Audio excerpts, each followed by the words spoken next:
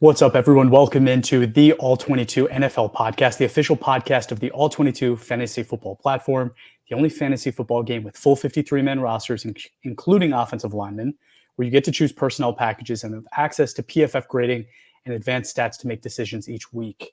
Ray, we are finally on defense, a group that isn't being talked about being recognized nearly as much as I think it should be, because although there might not be these top-end elite talents, there's some really good football players on the defensive side of the ball.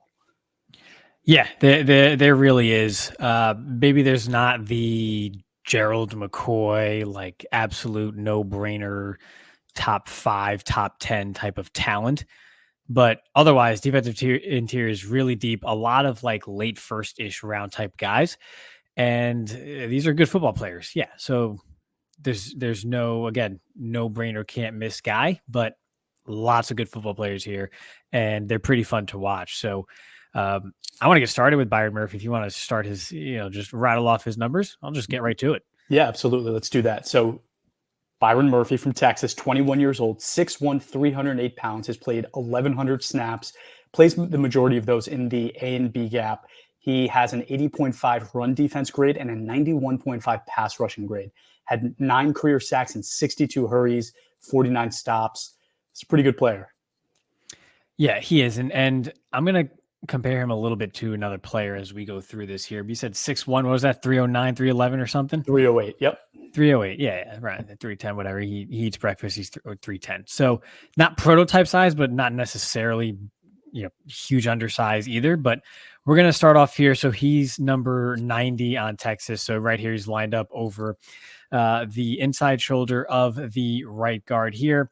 And one thing I like is, again, just a pretty impressive pass rush here, kind of cross his face after a feint to the outside and just get some penetration, just shucks him off and forces an incompletion. So again, pressure up the middle, which is just so disruptive and annoying for quarterbacks to deal with. He's pretty good at it. Here he's lined up on the nose. And what I like here a lot is that a lot of people talk about T'Vondre Sweat because he's like the mammoth D tackle from Texas. And you think of him as just holding the double teams and just basically being that trash can full of dirt, not moving on the line of scrimmage so that everybody else can make plays. But here you have Byron Murphy lined up at 0 right over the center, taking on a double team. And he just, when he feels that double team, you notice he gets real low and doesn't give the oncoming guard a good surface area to hit, kind of maintains his space anyway there, right? Backer can't get across, so it's still a nice gain for the back. But he did his job there, and you'll see it on occasion. He just gets real low. Here it is again, too, facing another double. And there's just not much for that guard to hit there. You're not going to see him move backwards here. So again, just squared up. There's no movement from that double team. He holds his spot. The back has to bounce it outside. And then from there, the rest of the defense can make a tackle. This is the smaller defensive tackle of the group here. And he handles double teams really well and can get stout. And it's kind of, I've noticed it's kind of like a thing they have to coach it at Texas, that just as how low he gets and doesn't allow any surface area for the double to actually make contact with. And then here, just penetration right up again in his pass rush. Just a phenomenal job at rolling the quarterback out of the pocket yet again. That's what you're going to get from him. That's what it sort of is his calling card and what people like most about his game. But as you see here, he's stout against the double team. You're going to see him here again lined up, just different angle again, lined up from the nose, splitting the double there and getting a good pass rush. So, and then here again, another double team. Look at how his knees are on the ground. It's amazing that, again, another double team, center can't get any push at all. And he's on the ground here and gets back up, makes a play, just gives them no area to hit at all in the double team. So they can't drive him backwards when he's already on the ground. He takes low man wins to the highest extent possible. And it works. So just because he's, a shade under 310, 6'1", he's not a mammoth behemoth tackle. This guy can really hold up in the run game. You don't want him to do this 50 times a game, but he could do it. He's not a liability out there at all, which is what you might expect from someone at that size playing next to someone like T'Vondre Sweat, who you would perceive to just, again, sort of take up all the double teams on that defensive line and free up everybody else. No, he meaning Byron Murphy is freeing up people in his own right. So yeah, really, really fun player to see. And he brings more to the table than you think. He surprises you. Byron Murphy is jack of all trades. Feel like he does everything well. There was nothing on his film that I said this is a liability. Yes, he's a little undersized, but like you said, he could take on these double teams. He knows when to get his body low and make plays that way. I thought he had the best play recognition of the defensive linemen in this class. Makes extremely quick decisions, whether it's finding out it's a run, it's a pass, knows where to be, knows what position to put himself in. And honestly, he can even blow back blockers. Like, he's able to do that, and he wins with multiple moves. I'm going to start off with a bang here and just say it. This is my number one defensive player in this draft. I think he is a really special player. I think if we weren't coming off of a draft with Jalen Carter the year before, we would be talking about this guy as a truly special prospect. I have him as a top 10 pick in this draft. So after those top offensive tackles, quarterbacks, receivers, this is the guy I think that should go right after that. I have him as my number 4 of the All-22 era. He's right behind Jalen Carter, Jordan Davis, and Derrick Brown. So in the last 5 years, those are the guys that he's kind of up against. And I have him right above Kalijah Kancey and Devonta Wyatt, Brian Bresee. This is a really good football player. I'm excited about him. I think there's a ton of landing spots that make sense to him. Is there any that stick out to you? Oh, man. No, and here's why. Because it doesn't matter. Because he could, like you said, he could do it all. So no, it doesn't matter. It doesn't matter where he goes. He's going to be fine and hold up and just do his job and excel at his job. So no, there's none that stand out because he'll do whatever you need him to do. So yeah, exactly. That's a boring answer. Sometimes you're supposed to like make up stuff, for content. No, he can go anywhere. You can go anywhere. This is the player that I could see a team like the Cardinals. I could see a team like the Bears. The Cardinals use a lot of people on the D line. They could, right? Exactly. So it's like, let's trade back, right? If they end up being the team that trades back for one of the quarterback needy teams and saying, okay, I'm going to get a key player on my defense. I got my quarterback with pick 1. I get a key defensive contributor with my second one. And to me, there's nobody better in this draft than Byron Murphy. You think the JJ McCarthy stuff is teams like the Cardinals trying to like bid up the price so they can move back so people feel a sense of urgency? No, I don't. I think it's real. Okay. I think the hype is real. I think teams really like him. Teams don't know how to draft guys. I think there's a really good chance he's the third quarterback off the board, but we'll see. That part, we're going to talk more about this because I went back again after our receiver episode and watched some more. I understand the hesitancy with Jaden Daniels, and we talked about this, but there's more to it. There really is. Yeah. We'll get to it. We're going to do like a mock draft episode too. So we're going to like get into the real nitty gritty of that stuff. Yeah. But who do we got next here? Is it my boy, Kris Jenkins? Your boy. It's your boy, Kris Jenkins Jr. The son of the big Kris Jenkins. Oh, I thought it was his dad. Big, right? I thought we were going to review his dad. Oh, so we could. I could. Yeah, we could. Yeah. Kris Jenkins. I do really like Kris Jenkins out of Michigan, 22 years old, 6'3", 305 pounds. Again, maybe a little bit smaller for that defensive interior group. Played the majority of his snaps over the B gap and over tackle. 82.3 run defensive grade, 70.5 pass rush grade, 4 career sacks, 36 hurries, 77 stops. Kris Jenkins to me is this, again, slightly undersized, but a similar kind of prospect, just not to the same degree as Byron Murphy, but really quick play recognition, versatile, built to move around the line of scrimmage, and strong enough to move some of the better linemen. I think that because of his size, you think that he might not have the strength. I think this is one of the strongest defensive interior prospects that we got to watch this year. And the plays that I'm starting out with. So let me just see my note here. Sorry about that. Not a big huge guy. Yeah, not a huge guy for the position, but extremely strong. This play right here, I just wanted to show him kind of fighting off an interior offensive lineman. He is the from the bottom, the third guy here, right? So over the left guard, I believe. Go ahead and hit play. Let's just watch it. So guard's going to try to move him away from the spot. He just beats him to it, right? And then uses his strength to bench press the guard off of him. And like, there's a big gap there until Kris Jenkins closes that gap, gets his left arm free and makes a really nice play to contribute on this tackle. So it could have been a much bigger game than it ended up being. Linebacker was a little bit slow on this. I love what Kris Jenkins did on this play. How old is he? 22. Okay. Good. Yeah, not super old.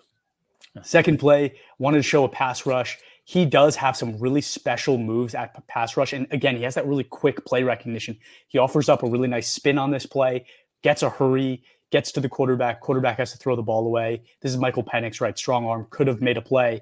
Kris Jenkins just, again, makes a really nice move, gets off his block quickly with a spin, makes an inaccurate throw, move to the next play. Love it. And then the last play here, this to me was the most special one. He has his guard pulling and is getting down blocked by the tackle. The tackle has all the leverage in the world to just essentially cut him off of the play. Kris Jenkins beats the tackle over top, uses his speed and strength to make a play to chase down a running back on the goal line. And again, just make a really huge stop here. Like, to me, that's like, I can't ask anything more of my defensive interior player. Like, this is a sideline to sideline defensive interior play. That's special. That's a really special play. So again, to me, this is like, I know we've discussed it before. You're not super high on him. I think that there's a lot to his game that he offers that will translate really well in a league that is so pass happy, where they throw the ball 60+% of the time. There's a major role on a team for a guy like Kris Jenkins. There is, and the ceiling is what I am concerned with Jenkins. I think right now, if we had to play a game in a parking lot tomorrow, and I had to pick some D tackles from this class, he would be an early pick. I don't see quite the same spring in his legs, that like explosive lower body strength that I saw. And I mean, they're different type of players, and he inexplicably lost 40 pounds. But Mazi Smith last year to me was a better prospect because of the lower body explosion. You saw that come out in the film here, whereas Jenkins is more technically sound. He is more side to side in that respect. So depending on his role and how you use him, that's, he can excel there. I just worry about the high, like, I don't see a Pro Bowl, like a true Pro Bowl, not like eighth alternate playing dodgeball Pro Bowl, like a true alternate, like top 7 or 8 defensive tackle in the league upside with him. I think what you see is what you get, which is great. That's what day 2, you're getting a good player. You take it, right? You minimize risk in that regard. You have yourself a starter. But in that respect, I don't see the explosiveness in the lower half that lets me, that gets you excited about what the potential could be. But this is a really sound football player, which goes for the entire Michigan defense, really. I mean, they're going to have almost 20 players drafted this year. And it's not just when they knew what the play was that the other team was running, like even afterwards, they were still phenomenally sound and just technically just great football players. So Jenkins falls into that category. I asked how old he is because of sort of the soundness with which he plays and just the nuance with which he plays. So does a lot of the little things well, but what separates those names from the top of, for example, your all 22 era rankings and someone like Jenkins, who may be just a bit behind, is I think that just extra oomph in their lower legs. I wonder how the caption is going to capture that one, but just that little extra that's missing, I think, from his game. Yeah, no, I agree with that. I had him as my number 5 defensive interior in this year, which leaves him out of my all 22 era top 15. And I have him as an early 2nd round pick. So I think we're kind of aligned there. But to me, like, there's so many good players in this draft that being an early 2nd round pick is a very good player. It's a very good player. Yeah. Who did you, I actually don't know who you chose for your players. As the extra guy. So yeah. Speaking of sound, and not that he's not sound, but we're going to go here. I'm going to look at Braden Fiske, because he's fun to watch. This kind of goes back to when we discuss running backs about sometimes the most fun isn't always the best prospect. Sometimes the most fun is one of the best prospects. And that's sort of what we have here with Braden Fiske. And so since you didn't even know who I was going to pick, I have it. I'm ready. Of there course you go. Oh, go ahead. Okay, so give me the numbers on Braden Fiske before we jump right in. This is part of the work that I do, Ray. This isn't just for you. Braden Fiske out of Florida State, 24 years old. He is 6'5", 297 pounds, played 2,253 snaps, mostly at the B gap, 69.4 run defensive grade, 73.7 pass rushing, 21 career sacks with 94 hurries and 111 stops. This is a guy that played a long time. His numbers definitely show it. Yep. So I'm just going to jump right in because this guy is just, we talked about technicality with Kris Jenkins, and we're going to get into some more technicality with some other players here in a bit. That's not Braden Fiske. It's not that his technique is awful or anything, but he's just side note, bull in a china shop. Did you know they did like an experiment with a bull in a china shop and they didn't actually like break everything? Did you know that? No. Okay. Well, that's the thing. Apparently, that's pretty cool. I think it was Mythbusters. So you hear bull in a china shop and like, that's Braden Fiske. But like the myth of a bull in a china shop is Braden Fiske. So what you're going to notice here is like, he also takes on a double team this first play, but it's completely different from someone like Byron Murphy. The leverage is different. He is more just sort of straight up, I'm just trying to fight you, which is what he does every snap. He's a little bit high here. You see the legs kind of straight there. The base isn't great, but he's just continuously just sort of just pulling and fighting the guard here. It gives up a little bit of ground late because of that base, but they don't get to the second level. It's not like this enormous alley or anything that's sort of opened up there because he's just relentless. And it's pretty much every snap. So again, here, just a different angle. He's taking this guy head up. There is no attacking one shoulder or anything like that. He strikes and extends. The base is a bit wide and straight up, but he's not giving up any ground because he's just fighting. His arms just flailing up all over the place, just kind of, mucking up the pile here. And that's what you're going to get in the run game with Braden Fiske. He's not going to be a trash can full of dirt that you can't move. He's just going to give you hell and you're going to be battered and bruised at the end of it. So here, just a pass rush situation. Again, just head up, strike, actually gets his helmet knocked off at the very end there if you can kind of see. But again, he's not attacking one shoulder. There's not like great nuance here. He's literally just taking both hands, just striking, shoving, and then trying to shed. Again, I believe he drew a hand to the face penalty. His helmet was completely knocked off here. So he gets disruption, but it's not like a technically advanced rush. He's just going at it. He's just fighting. He's just fighting the guard. That's basically all he's doing. That's what he does pretty much every play at 100 miles an hour. So again, here he's lined up. And again, just going to continue to just fight the guard. Again, attacks the outside a bit better here, but everything is just sort of two-hand strike, violent hands, and then get some penetration. And not much that I saw in the way of like stunting and kind of timing the rush right or anything to that respect. It was just, I'm here, we're going to fight it out, and I'm just going to go 100 miles an hour. And then 17 seconds from now, when the next snap occurs, I'm going to do it all over again. That's Braden Fiske. So 3 plays, that's all you need to see. And that's what he is. So he's a disruptive player. You mentioned the age. So there's always natural questions about the ceiling, despite the size being what it is and pretty, what you want to see. My concern, which is one that we had going back to someone like Kalijah Cansey last year, is can that hold up in the NFL over the course of 45, 50, 55 snaps in a game? It's different. You cannot just two-hand shove and then try to shuck a grown-ass man for 3 hours in the NFL. It doesn't work that way like it does in the ACC. It's just different. And so you worry about the motor over the course of the game and how that's going to hold up. I mean, most mortals just can't do it unless you get some, outside help like Lawrence Taylor before games. So it's just one of those things where I like the player. I wonder if he's going to be a guy that is at his best if he's limited to just 25, 30 snaps per game in the league, because it's not a very sustainable style of play unless you have freak attributes, which he does not. He's a good player. He's got some good size and everything, and he plays with some violence. But yeah, without the freak plus attributes, I'm not sure game, quarter to quarter, series to series, how long he can hold up with that style of play. So considering that you put him in this conversation, where do you have him? probably like DT6. I just wanted to because he's fun. Okay. I didn't put him in here as my third because like I think he's one of my top four. It's just he's fun, and it's not that he's good.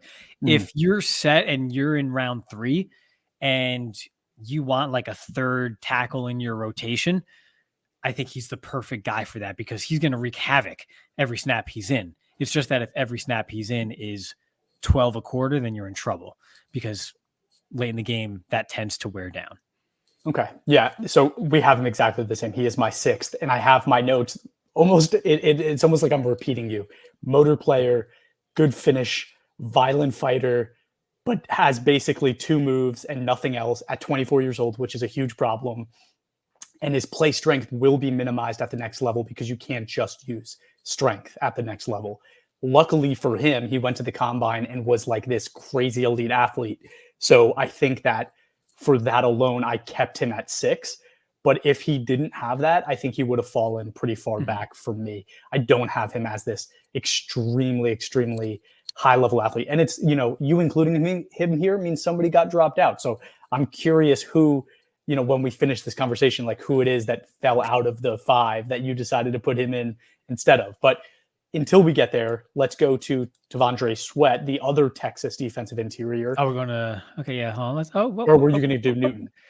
Let's see. I think we were going to do Newton here. I could skip to Sweat. Why don't you do Sweat here? Yeah, let's do Sweat. All right. I just got to get some.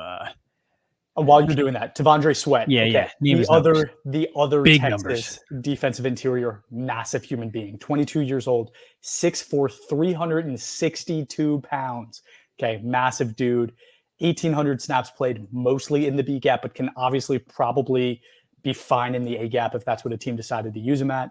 Run defensive grade 92, pass rush grade 85.3, 5 sacks, 55 hurries, 70 stops. To me, this is the most underrated player in the draft, in my very, very humble opinion. This is a guy that has the size to play A and B gap, true gap closer and clogger.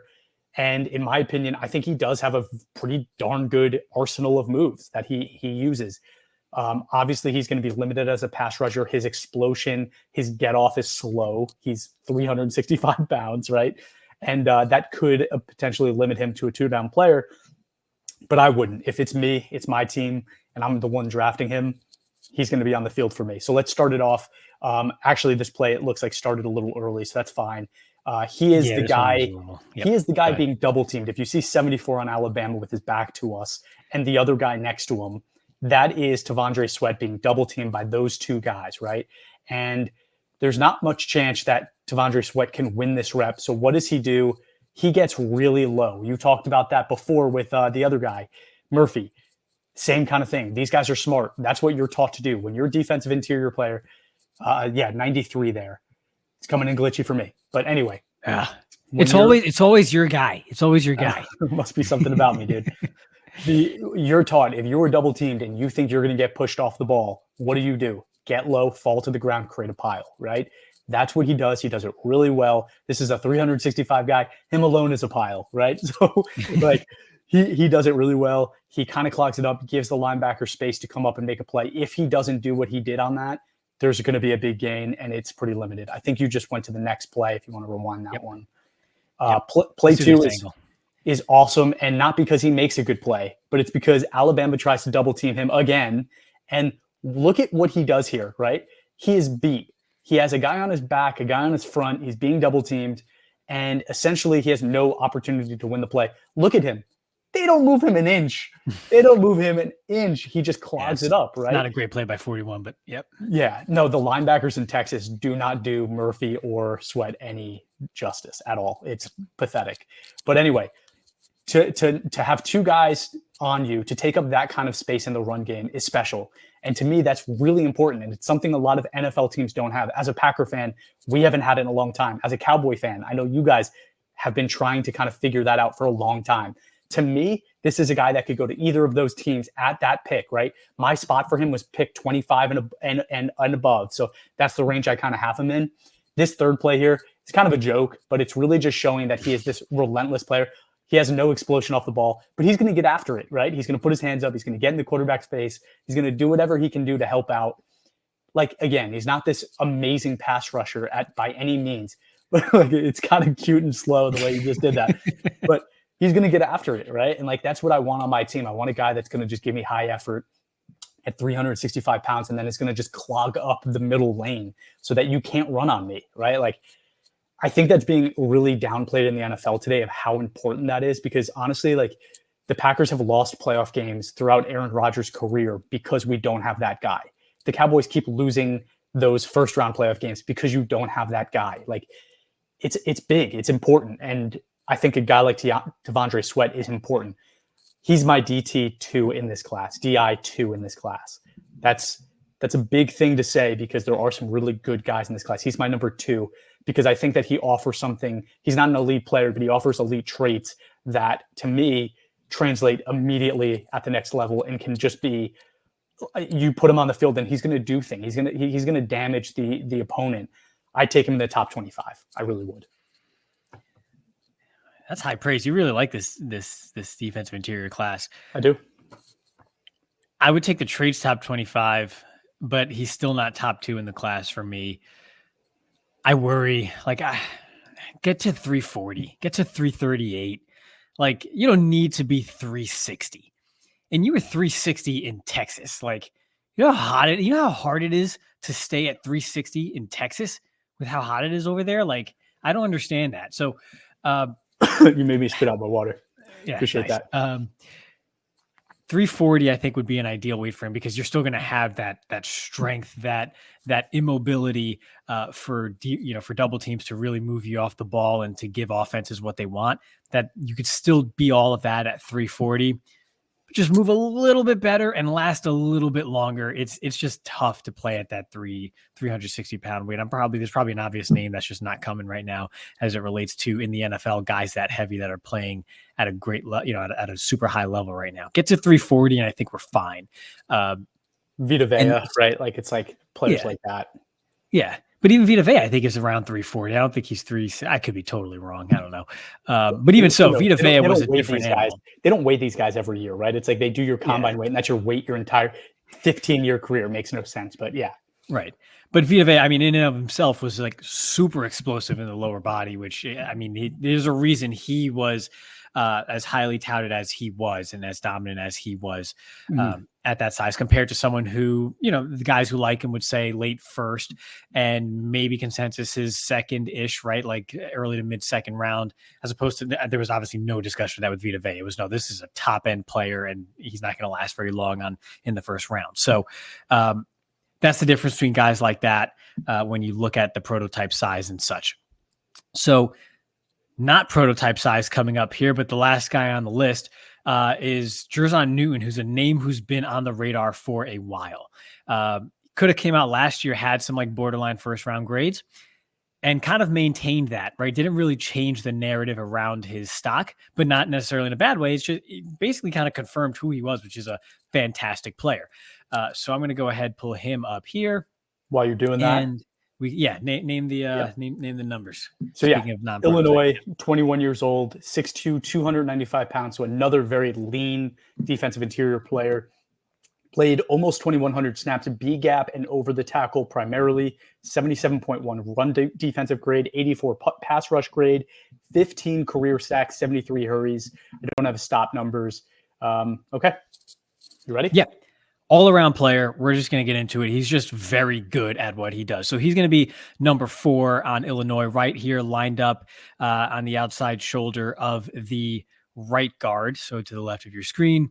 And what you're going to notice here is a phenomenal play. So they try to pin him inside and then pull the guard. So right tackler, Caden Wallace, who's also going to get drafted this year, he does not let them pin him inside. He strings this play out from his defensive tackle position and gives the back nowhere to go and basically shuts down that play. So again, they try to pin him with the tackle and pull the guard. He maintains his gap integrity by still getting to the outside, not getting sucked inside, and stringing the entire play out and just shutting down the play.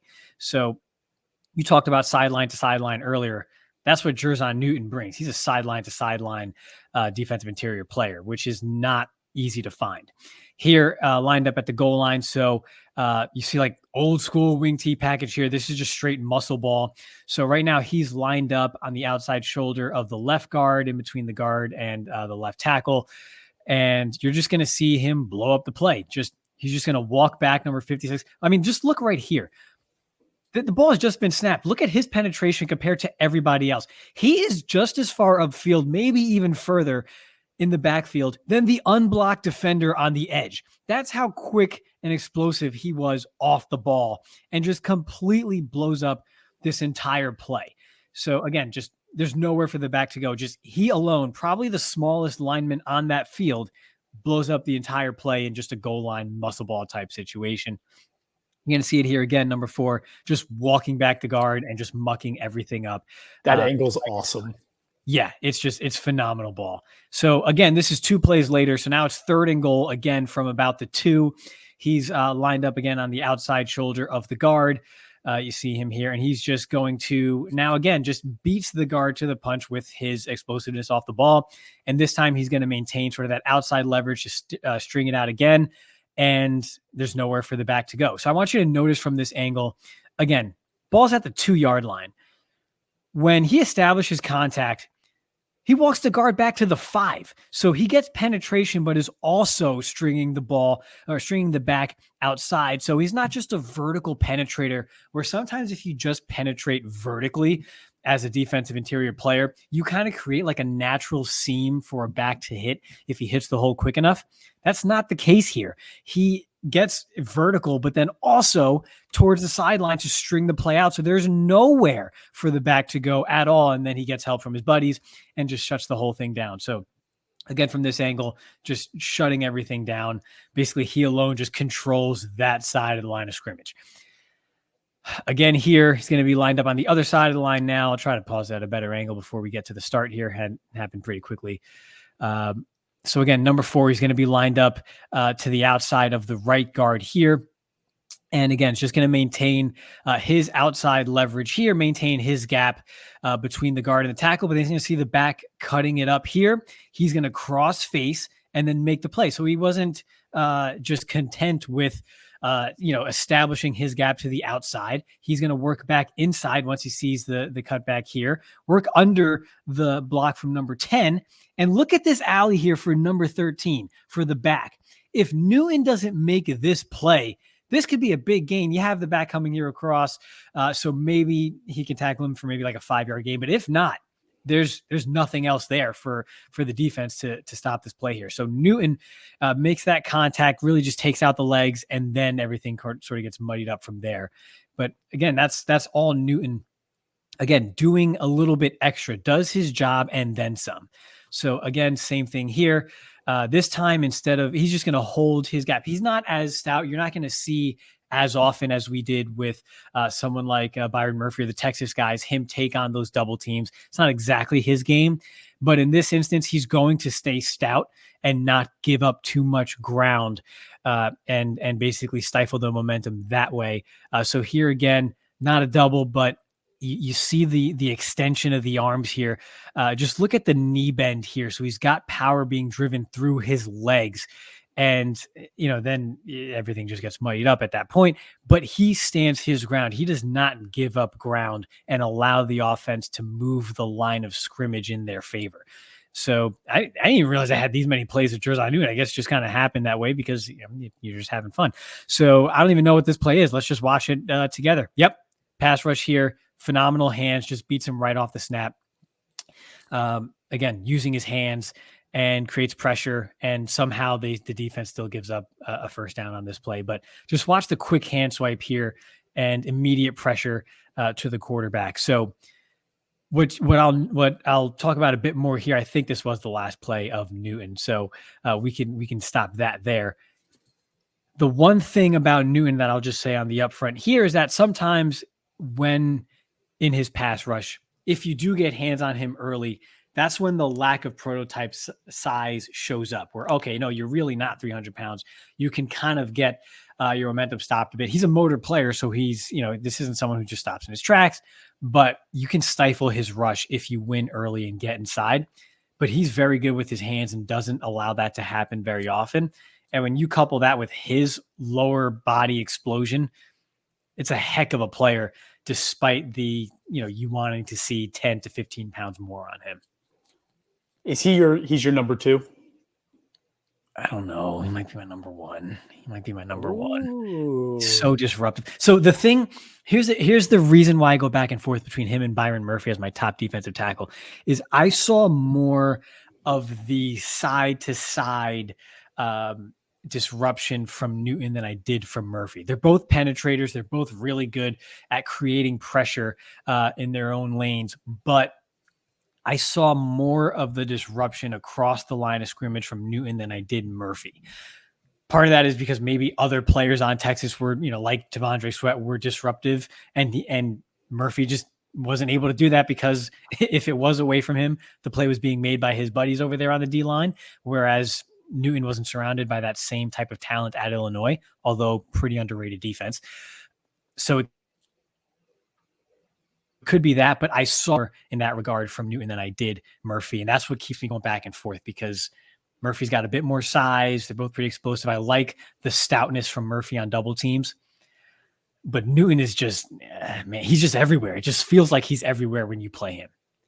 Yeah. And in the game you were just showing, that was Penn State? Yep. Yeah. And so like it's one of the better offensive lines of the Big Ten this past year. Might be number 1, but Michigan's going to get all the credit anyway because of what happened. But I'm just saying. Yeah, no, I'm happy you showed that tape because one of my notes is that there was a lot of film that I saw of him winning against lesser competition, right? Like that was an example of him beating some NFL caliber offensive linemen. A lot of the highlights I saw of him was him beating some really lesser schools, right? One of the things I love about him, he wears number 4. I mean, obviously I'm going to like that. Packer Brett Favre fan. He wears number 4. I'm sure that's why Newton wears it, right? It's pretty awesome. I like that he can line up anywhere across defensive line. Like he has tremendous flexibility that way. And he has this awesome swim move. You showed it. He won multiple times in the film that you showed with that swim move. The lesser competition is kind of the first thing that stuck out to me when I watched his film. A lot of his highlights, his big wins are against lesser competition. And then number 2 is I saw a lot of that swim move. I did not see a lot of other things. It's the quickness. It's the get off, which means he can win with a bull rush sometimes because he's just there quicker than the other guys.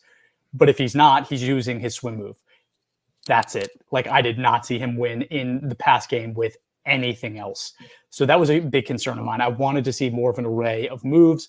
And the strength that we're seeing, I think is built because he's fast. Like he's so quick to the spot that he wins, and his strength doesn't have to be brought out to the extent that it does with other guys. But I do think that his strength might be slightly overrated in this class compared to other guys that I saw. Saying that, he is my number 3. I think he's an awesome prospect. I do have a first round grade on him. I had Murphy as a top 10 pick. I had Sweat as a top 25 pick. I have Newton as a top 32 pick. So really close to where I have Sweat. And then just on the all 22 big board, right, the top 15, I had Sweat as my 2 this year. I had him 8 right after Devontae Wyatt, Brian Bresee, and then right before Christian Barmore and Travis Jones. And then Newton I have right at the end of the list at 15, right behind guys like Javon Kinlaw, missed by me, and then Levi Onwuzurike. I don't know how to say his name. Yeah, I can't say his name well. But he's really good, right? I was excited about that one. And also guys like Mozzie Smith and Aleem McNeil. Those are the guys above him. So I have him as a very promising prospect. And I think he's going to be a really good NFL player. I just don't know how much the game's going to translate because, he is 295 pounds playing some lesser competition. I know that, 12 pounds doesn't seem like a lot, but it kind of is, right? And Byron Murphy's 12 pounds heavier and might be just as quick with a better array of moves. That's why I have him higher up. But you're right. Like watching some of the get off, seeing him push guys back and meet guys in the backfield, basically on multiple plays against Penn State, that's pretty special. So there is a chance that I'm slightly underrating him.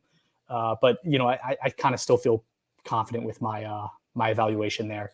The guy that we didn't talk about that I had on my top 5 is Brandon Dorlus out of Oregon. And I know we don't have tape on him, but I just wanted to mention him. 23 years old, 6'3", 290 pounds, 2,200 snaps, was kind of an average grader in the mid-70s, both pass rush and run defense. But I think him having that skill in both areas, being at least decent at both, is pretty special. I'm just kind of pulling up my notes on him really quickly. But really just a solid player, really all around solid player. I think he was extremely fast, had some really nice strength, better strength in my opinion than Newton has, but without, that elite level speed. I think he can be a really nice player too. And I have him being that one guy at my 5 that's above Braden Fiske. Sorry. Braden Fiske, yeah. So that's kind of how I make up my top 5, with Fiske as my 6. And Dorless to me is kind of that early second range as well, right there with Fiske and Kris Jenkins. Excuse me. What I wrote down about Dorless was he's a chameleon. Basically, he could do whatever you need him to do. He won't be elite at it, but he could do it. And it's not just because of the uniform colors. He can do what is asked of him. The same kind of thing when discussing Kris Jenkins about, like, I'm not sure about the ceiling. I'm not sure about the ceiling with Dorless, but sometimes you just need someone who's dependable and reliable, and that's Dorless. And what you see is what you get. So I like him a lot too. But again, missing that extra spring in his step is what kind of keeps him down my list a bit. I really like Dwayne Carter out of Duke. I think he's a phenomenal player. Brings it similar to Fiske in that he just brings it every single snap. I think he's a bit more refined than Fiske was. And most of those Duke players are all super well coached from Mike Elko's time there. You see it come out in Carter's tape. He's got some spring in his legs, which is at the top of my list when it comes to evaluating guys at this position. I want to see that. He's got it. Not fantastic size or anything that's going to blow you away, but it's like this consistent waterfall of pressure every snap. Like, it's almost like, red light, green light, 1, 2, 3, when you're a kid, you playing that game. That's like Dwayne Carter over the course of a game. He's just getting closer and closer and closer to the quarterback in the backfield, like just slightly disrupting your entire offense more and more and more, little by little, as the game goes on. It just keeps coming. And so again, pause. I know, like I mentioned, hey, how sustainable is that over the course of a game if you're doing it for 50 snaps, if you're not like the prototypical size with elite traits, which is why he's not quite as high as those other guys on my list in my top 2 or 3. But I love his game and I love the way he plays. And he's just not being talked about enough in this draft class. Yeah, I agree on that. I had him as my 7. I really liked him too. Had him as a sideline to sideline lineman too, which is crazy. There's a few of those in this draft. Very instinctual player, arsenal of moves, but probably a little bit average as an athlete and average strength, and he's a little bit older as well. So you're not going to get much stronger. I did like him. Baby's up, so I do need to wrap this up. But great. Thank you. That was the big one. Let's do it. Yeah. That was good. Thank you, everyone, for tuning in. If you haven't yet, please give us a follow on Instagram, Facebook, TikTok, and Twitter at all22_PFF, and give us a review wherever you watch or listen to your podcast. And thanks for tuning in.